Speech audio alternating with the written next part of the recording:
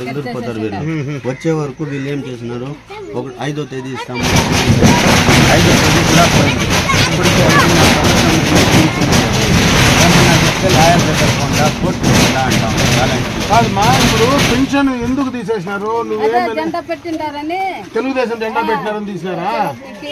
అంటే జెండా తీసేస్తే పెన్షన్ ఇస్తారంటనా? ఉన్నీళ్ళు ఇంకొక 5 ఏళ్ళు వాళ్ళు జెండా బీక్తారు కదమ్మా. ఇంకొక 5 నెలలు పోతే వాళ్ళు అసలు జెండానే బీకేస్తారు. 5 నెలలు ఓపికగా ఉండు, నేను వస్తా చేయిస్తా. ఉన్నాయి అన్ని కరెక్ట్ గా ఉన్నాయి. నీవే నీలాంటి వాడికి నీలాంటి దానికి పెన్షన్ తీయడం తప్పు. జెండా కట్టినంత మాత్రాన పెన్షన్ తీస్తే వాళ్ళ ఇంటి ఆస్తి ఏమి ఇవ్వడం లే, ప్రజల సొత్తే అందరికీ ఇస్తా ఉన్నారు. నీకు ఎలిజిబిలిటీ ఉంటే ఖచ్చితంగా రావాల. ఎలిజిబిలిటీ ఉండే వాళ్ళు కూడా పెరికేయడం అనేది తప్పు చేస్తూ ఉన్నారు. ఖచ్చితంగా నీకు ఎలిజిబిలిటీ ప్రకారం ఖచ్చితంగా నీకు వచ్చే ఏర్పాటు చేయిస్తాను.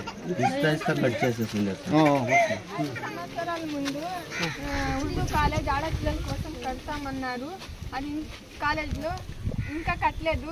అది కట్టింటే మేము వెళ్ళిపోయి చదువుకునేవారు. ఇంకా పూర్తి కాలేదు. మీరు గెలిచిన తర్వాత మా కట్టని ప్రామిస్ చేయండి సార్. చేస్తామ్మా. ఆ రోజు చంద్రబాబు నాయుడు రాష్ట్రంలోనే మనకు వీకోట్కి ఇచ్చినాడు. ఎందుకు? ఆడబిడ్డలు ఉర్దూలో చదువుకోవడానికో లేదంటే బయట పోయేదని కష్టం. ముస్లిం ఆడపిల్లలు బయట పంపించి చదివించాలంటే దూరం కష్టము. అందుకని రెసిడెన్షియల్ కాలేజీని చేసినాడు. అంటే మీరు ఆడే హాస్టల్లో ఉండి ఆడే చదివించుకునేదాన్ని 18 కోట్లు ఆ రోజు మనం శాంక్షన్ చేసినాం. ఫౌండేషన్ కూడా వేసినాం, జాగా ఇచ్చినాం, దానికి కావాల్సిన ల్యాండ్ కూడా ఇచ్చినాం. అన్నీ చేస్తే ఈ ప్రభుత్వం వచ్చిన తర్వాత ఆపేసింది. డిగ్రీ కాలేజ్ చదివేదానికి కూడా మీకు గవర్నమెంట్ డిగ్రీ కాలేజ్ శాంక్షన్ చేస్తే దాన్ని ఆపేసినారు. అది లేదు బయట పోయేదానికి. అందుకే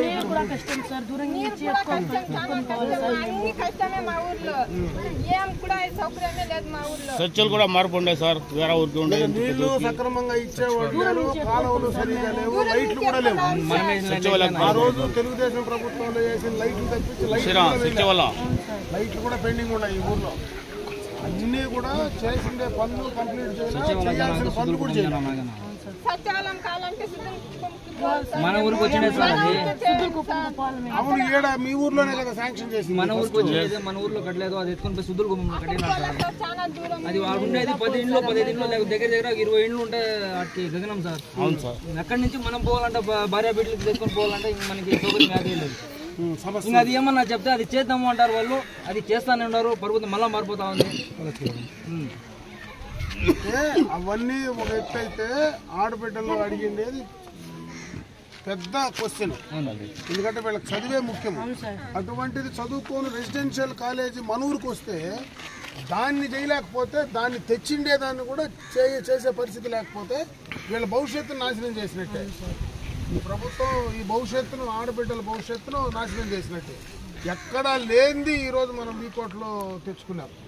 ఎక్కడ జరగని పని మనం వీకోట్లో చేసుకున్నాం. అటువంటిది ఈరోజు మీకోసం జరుగుతూ ఉందంటే మీరు ఇంతమంది ఆడబిడ్డలు వచ్చి రోడ్లో నిలబడి అడుగుతూ ఉంటే మాకే బాధ అవుతా ఉంది. తెచ్చి కూడా చేయలేకపోయినామే, జరగలేదని. మళ్ళీ ఒక 6 నెలలు ఓపిక పట్టండి. ఖచ్చితంగా మళ్ళీ చంద్రబాబు నాయుడు ముఖ్యమంత్రి అవుతాడు. దాన్ని పూర్తి చేసే బాధ్యత నేను తీసుకుంటా. ఆడబిడ్డల